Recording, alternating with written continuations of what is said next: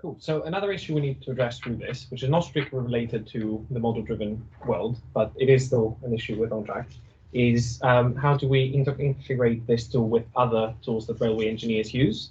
So other tools will exist that railway engineers use, and we somehow need to incorporate them into our tool or just interact with them in a way that makes sense for the engineer. So looking into this a bit more, so we have, for example, OnTrack, which has these incomprehensible models, formal models that Phil mentioned. How do we get, the first question is, how do we get this to be read from some other tool into the OnTrack?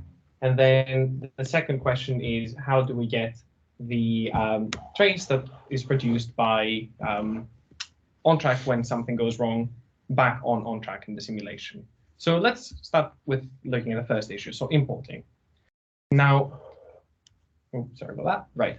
So often railway engineers require various other tools to be imported. So if we want to take this data and bring it on OnTrack, we have two options. The first is we let the railway engineers redraw the layout manually. So look at the layouts they have in the other tools and manually do it one by one on OnTrack.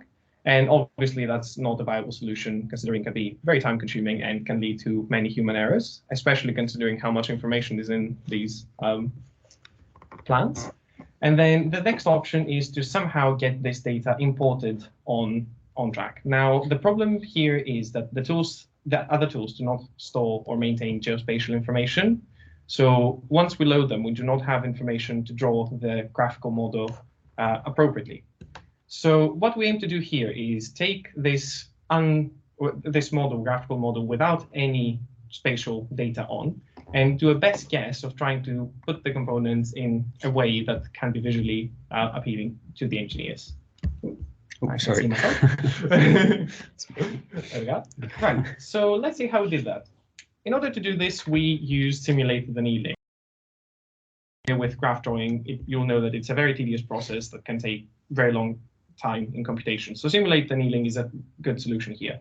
So we use simulate annealing, which works by taking the nodes that are part of the graphical side and trying randomly to make changes to them, whilst at the same time applying a scoring function on every step to try to maximize the score. So essentially it puts the nodes in some configuration, tries to score that based on some criteria we set, and then based on what the score is, it either keeps that or discards that layout and continues trying to make some more adjustments and go to a new one. So let's see a bit of a step through of how that happens. So let's consider a plan where the optimal solution is this. Now, this is an OK solution. It's one of many.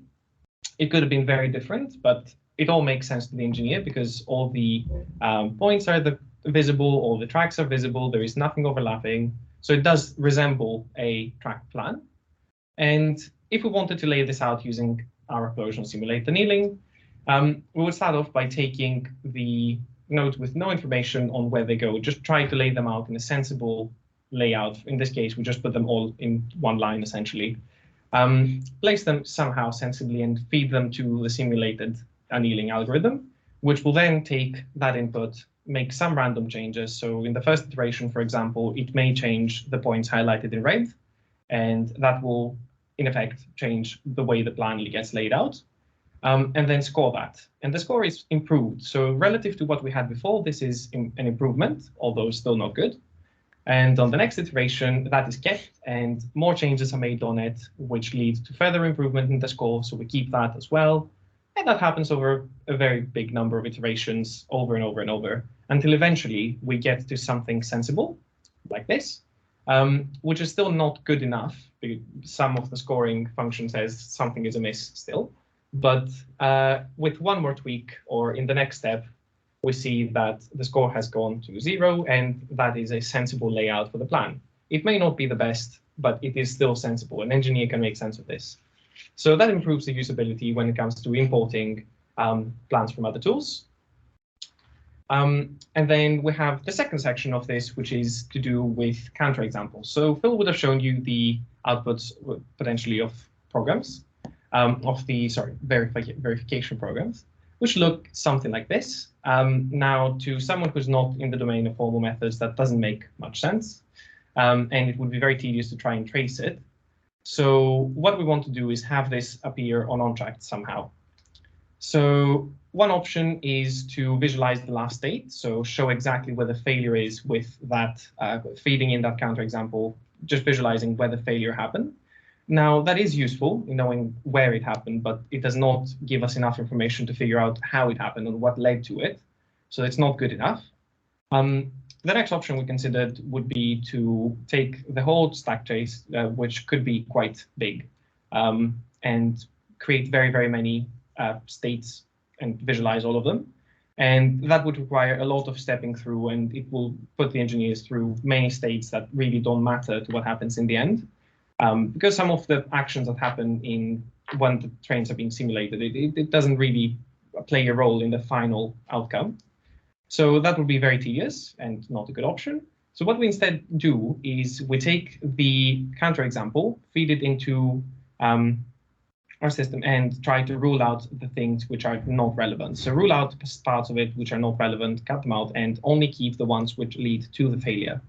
And then visualize these. So that is how it is presented on track. And I think now I can pass back to Phil, who's going to do a demo on this. Yeah, so if we jump back into where I sort of finished the demo, we had this failed proof here. So what I can't demo the simulated annealing or the automatic layout that we were talking about, because essentially you would just see a track plan get imported and then be laid out in some way automatically. So you can't really see the steps happening, but I can at least demo the simulation aspect. So what I should say is when a proof of safety does fail, the trace that is generated by the formal modeling approach can be really useful in understanding what goes wrong. So it will generate essentially from the start of the system an entire trace of the history of the system up until the point a failure occurs.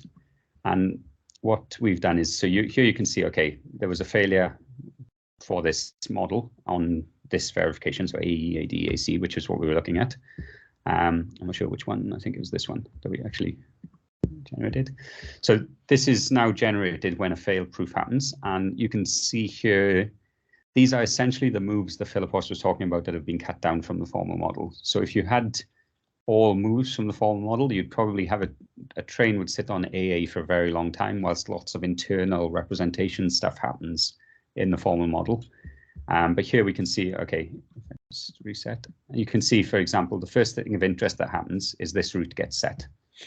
Then a train comes into this route and travels along this route. So, okay, the next thing of interest that happens is this green route gets set.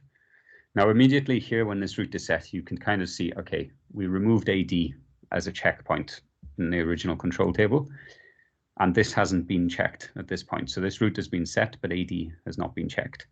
So that obviously hints already at a problem. But if we continue this trace, then you can see, okay, that train can now travel along this route. We'll travel onto AD. It will stop on AD. And then behind this train, you'll get another route set, possibly for another train that's entering the plan. A second train will enter. So here you can see a second train entering on AA. And this train will continue through the plan. And of course, because, okay, I should jump back. But essentially, because this route could be set because there's no check on AD, those two trains are now on top of each other. So it's a little bit of a quirk in the representation. But the next step you see, okay, this is highlighted in red because there's two trains that have now entered the same track, essentially colliding in the plan. And now, so sort of getting that information back from the formal model into the tool is kind of key to understanding what happens when there's a failure in a proof.